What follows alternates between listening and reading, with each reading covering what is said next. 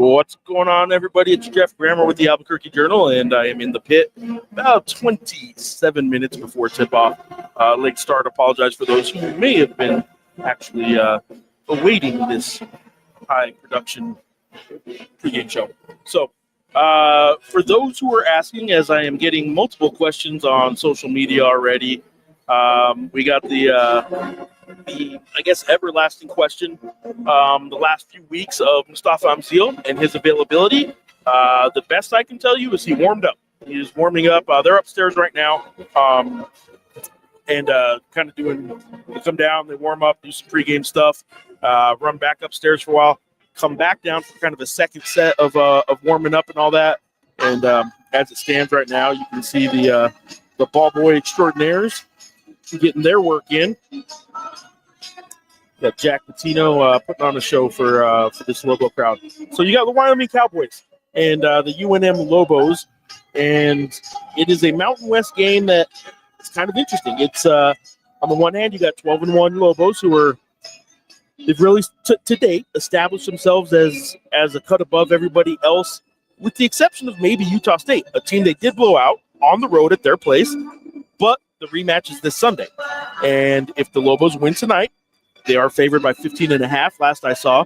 If the Lobos win tonight, it will be a game to try and even things up, right? It'll be basically to Utah State what it was to New Mexico just a couple weeks ago on February 1st in Logan, Utah. Now, that game, obviously being in the pit, the Lobos love that, but it really sets up the Lobos for if they win these next two games, including tonight against Wyoming. Remember, Wyoming's the team who was up 14 on them in January at halftime. So it's not going to be a gimme. Wyoming's been very competitive, though their conference record is only 4-9. They've been very competitive. They could have beat Utah State twice. They were up on UNM 14 at halftime. So this is a Wyoming team that's capable.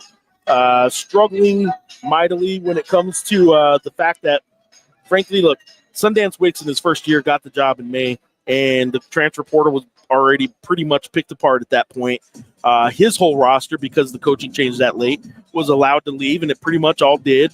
And he filled an entire roster in May or later with guys that were available after everyone else around the country already kind of made their picks and did what they could to get players. Nevertheless, they're pretty dang competitive, man. They're 11-13 overall right now. They're 4-9 in league play. But like I said, they could have beat Utah State twice. They lost at Utah State in Logan by 3 points on December 4th. It was 70-67 in Logan, a one-possession loss. Let's see what else. Their other close ones were. Let's see here. One possession loss at San Diego State. How can I forget that? Another one they could have won. I think there was a 20-0 run or 16-0 run that San Diego State needed to come back on that. This Wyoming team's going to knock somebody off, and the Lobos better hope it's not them.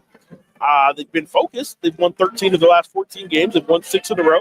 They've demolished the last 3 opponents they faced. They scored 52 in the second half at Utah State, 52 in the second half against Colorado State. Those are the teams second and third in the standings right now. They scored 54 in the second half against Air Force on Saturday. They've been doing it so impressively, have the Lobos, that it's kind of maybe a little bit easy to forget that as good as this team is, as good as this Lobo team is, and as dominant as they've been against the top half of the standings, remember, they're 5-0 against the teams that have winning records in this conference. And they've been up by at least 19 points in all 5 of those games. It's Boise State, Utah State, Colorado State. They played twice. And who am I forgetting? San Diego State. They are 5-0 against those teams and have led by at least 19 points in every one of those games. That's dominance. Against teams that don't have a winning record in this league, one possession win against UNLV. They needed a buzzer beater to beat a Nevada team with the losing record in overtime. They lost to San Jose State. They had to come from behind to beat San Jose State in the other game.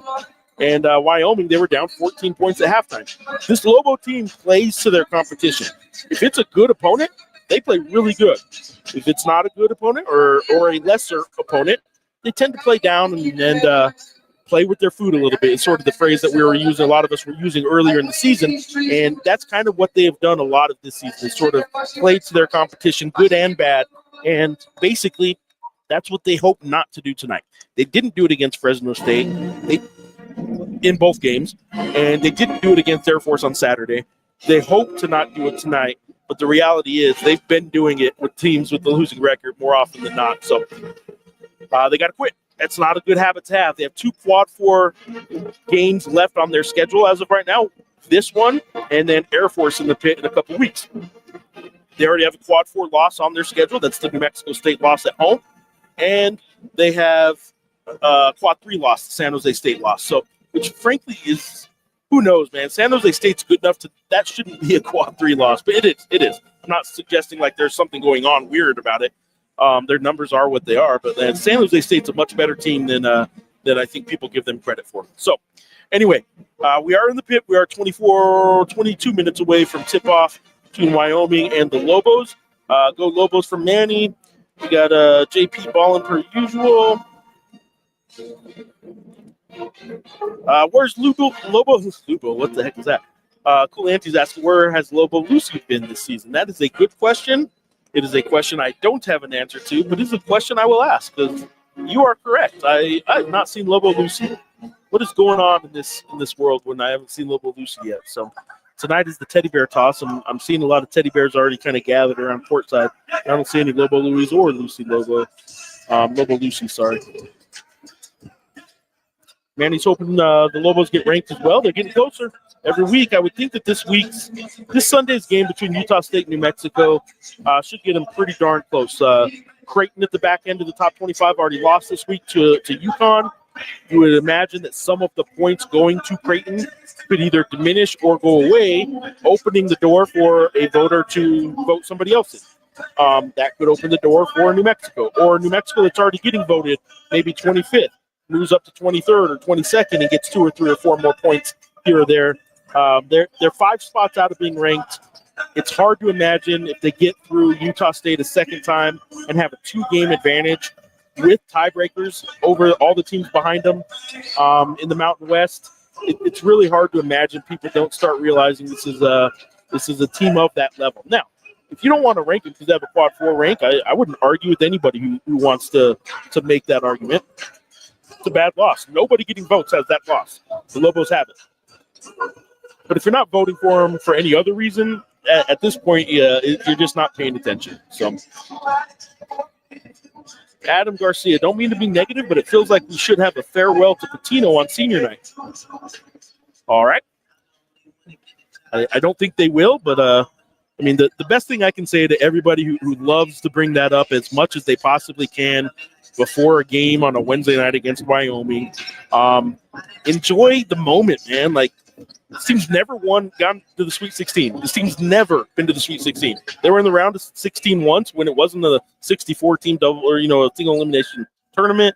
They've never won 2 games in the NCAA tournament. I don't understand why Lobo fans put themselves through so much misery and just talks about like the bad stuff all the time. Yes, Richard Pitino is a hot commodity. He's going to be offered probably $3 million, which UNM cannot match, to coach another team next year. UNM will try and match it and might be able to get to $2 million, which would be very tempting for him to keep. Why we would talk about that on a Wednesday night in the middle of the season, I don't know. So, but yes, you are correct, Adam. Maybe we should say goodbye to Richard Pitino. I'll let you know when I find out more about that. I do know his agent has talked with Fernando Lobo, the athletic director. I do know that Richard Pitino and Fernando Lobo have talked multiple times about contracts. So I see that they've removed that last step along the student section. Why? I don't know. I couldn't tell you. I can ask, but I will let you know.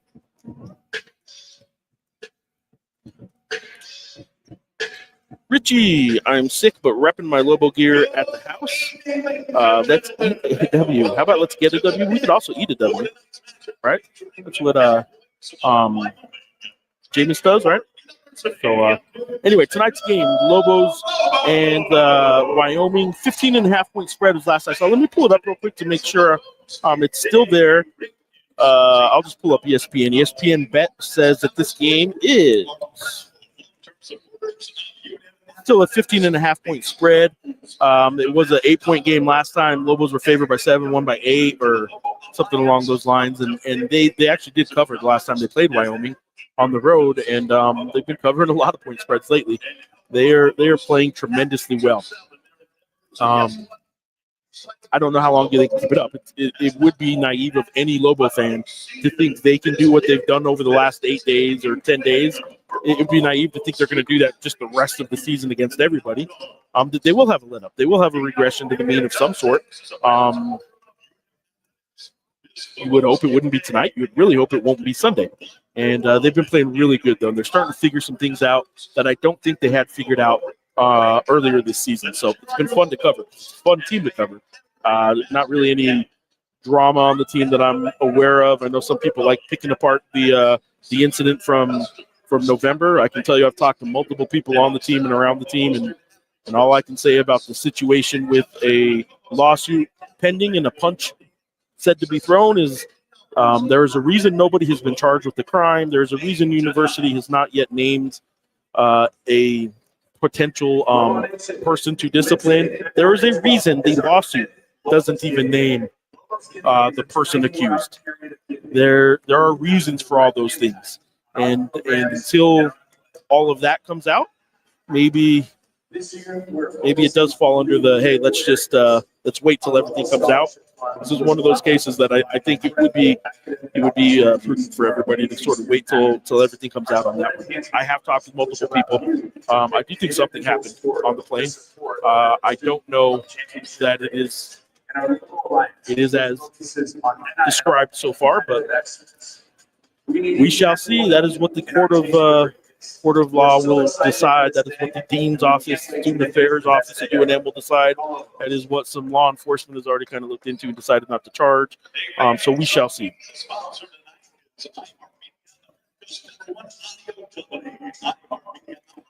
Thoughts on who gets the defensive assignment on Ogden? Assuming a heavy dose of Phillip and True. It'll be a heavy dose of True. Phillip actually said yesterday, kind of tipped the hand that True's going to get that assignment. True Washington's been tremendous. Phillip's size has bothered some really good wings. Nate Clifford for one, Miles Bird for one. But True's defense is better than Phillip's defense. Phillip's size obviously is better than True's size. But in this case, I think True will get the primary assignment. For those that don't know, when the Lobos did play Wyoming the first time and were down 14 at halftime, again, let me remind you, that Wyoming was playing without their best player, without their 17-point per game scorer, and Obi Ogden is he's a guy that can get a bucket. And the 17-1 run that the Lobos had to start the second half, you would think a guy like Obi probably could have got his own bucket and figured out a way to maybe stop that run himself. But we'll never know. And it doesn't mean the Lobos wouldn't have made the comeback anyway, but those long extended runs, you need somebody to stop it sometimes. The one guy on Wyoming's roster that could have stopped it wasn't playing against the Lobos that night. They were very fortunate in that regard. Adam Garcia is adding that Richard Pitino looks miserable in press conferences. All right. Nick is from YouTube. Overreaction much? I don't know. He should have called Ron Bell. I think he called the people he called because there's a connection. He knows somebody that he called. So, John Clark on YouTube, go Lobos from South Florida. Amziel is healthy and in the lineup he is. As far as, let me check the lineup. Let me see if they've entered it yet. He's warming up is what I can tell you. I know we got the Jack Pitino stuff there, but let me give you guys a little bit of Wyoming warm up while I'm rambling here. Let me check and see if they've inserted the official starting lineups just yet. I actually don't have it up on my screen. I usually have that up before I even go on the air with you guys. Tonight's starting lineup includes one, Mustafa Amziel. So, yeah, Donovan Dent, True Washington, Philip Borovichinin, Mustafa Amziel, and Nelly Jr. Joseph. The regular starting five for the Lobos is tonight's starting five for the Lobos. Saturday, Jovan Milicevic got his first start as a Lobo. The freshman backup four started for Mustafa Amziel. He played fine. He's been playing great, frankly, off the bench. He was minus 10 with the other starters, the plus minus. It was kind of weird, and it wasn't just on him. It's on those other starters to figure out how to integrate him into the flow too. Because if you think about it, for 6 minutes, that starting lineup Saturday played with Jovan instead of Mustafa. They played 6 minutes. And they were minus 10. In a game they won by 35. That means it was a 45-point swing the rest of the way, and Jovan didn't even play that. So that's on the other starters as well to figure out when you got a freshman getting his first start. Don't just put it all on him as he was why things weren't going early. There was a lot that wasn't going on early for the Lobos on Saturday. 0 for 10 shooting was one of them. But really, that was it. To the first media timeout, and then things were just fine. So Wyoming starting lineup will be Obi Agmin at guard, Dante Allen, Jordan Nesbitt, Cole Henry, and then Abu Magasa. Look, again, Wyoming has been playing good. They've had chances to win other games, and they will probably pick off another one before it's all said and done. No idea. Don't know which former Lobos will be in the crowd for Retro Night. I do know that I've talked with Michael Cooper. I'll let you guys know that I'm hopeful that Michael Cooper will be on my podcast next week sometime. It won't be before Retro Night, but Coop and I have been talking, and we're going to get it done here pretty soon, and that'll be fun to talk to him about. He's at a whirlwind of the past year, right? Not only is he entered in the entered basketball Hall of Fame, NBA Hall of Fame. Jersey retirement in the Lakers is big, man, and he got that. So Hall of Famer Michael Cooper I will be talking with soon. Hobo Gonzalez got the crew. That is correct, man. So for those that don't know, the matchup kind of per KenPom tells us that it'll be a 7-point Lobo win per KenPom's little magic computer. He is predicting. He's predicting 79 to 62. Did I say 7? I meant 17.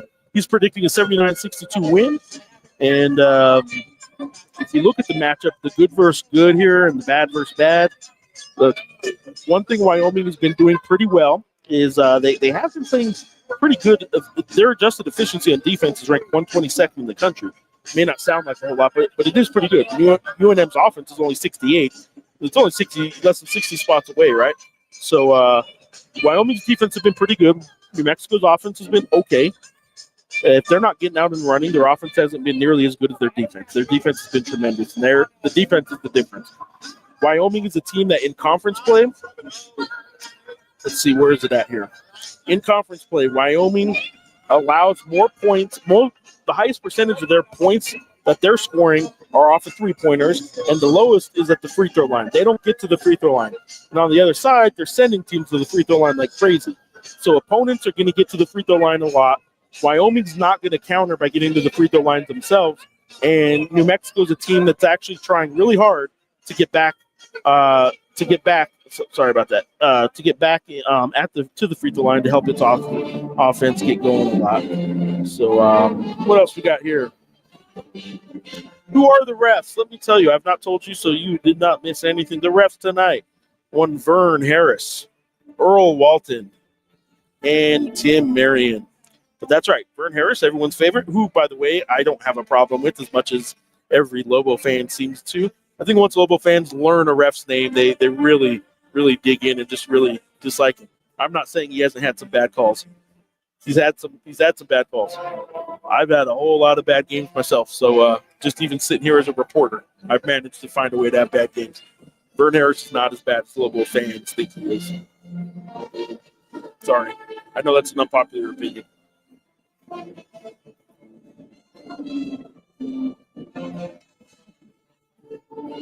right, guys. Well, there you go.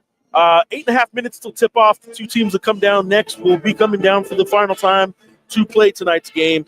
Lobos favored by 15.5. I know it's an abbreviated pregame show tonight. I apologize for that. I was talking with quite a few people. I was talking with I will say this real quick. I was talking with an NBA scout who's here tonight, who I met in Palm Springs during that tournament in November, and talked to him a lot about who he's looking at from the Lobos, who he was looking at for some other teams and around the Mountain West. And look, he is here tonight to scout a Wyoming-New Mexico game in the pit. I will say it's not for anybody on Wyoming. He's taking a look at some people for the Lobos, and primarily one person for the Lobos. That's Donovan Dent. And Donovan has a lot to work on, to get to the NBA level. But that's what the NBA level is, right? It should be something you have to perfect a lot of different areas of your game. And that outside shot is really the biggest question mark, especially the guy that doesn't have ideal prototypical NBA size anymore, even at 6'2". But, yeah, Donovan's a good player, man. Like, he's well-rounded. His defense is obviously his passing, his shooting, his scoring, his mid-range is fine. He isn't a 3-level scorer just yet. He is a 2-level scorer, though. He's advanced that mid-range game enough to consider him a legit next level, even two-level scorer. He really needs to stretch out that third level to the perimeter to be an ideal kind of NBA prospect. Nick, I know you are not alone. I am the one in the minority on Vern. I like me some Vern Harris, and I know the masses do not. John Romero, GG, always appreciate and enjoy the efforts in media products and communications. Appreciate you, John. Appreciate all you guys for joining in on these. And I'm going to sign off now. 6 minutes, 40 seconds. We got lights going out here. That means they're going to start doing their pregame stuff. And much appreciated for you guys tuning in. Tonight's game, Wyoming, UNM on FS1 or 770 KKOB. 96.3? 95.9? Shoot, why am I forgetting? And there you go. Lobo game start, 6 minutes. 15.5-point favorites. They need to win this one to set up a really epic kind of rematch in the pit on Sunday from that February 1st game in Logan, Utah. Appreciate you guys for watching. Follow the coverage on ABQJournal.com. Follow the coverage on social media. And I will have my Emptying the Notebook in the morning as well on ABQJournal.com. Thanks, guys.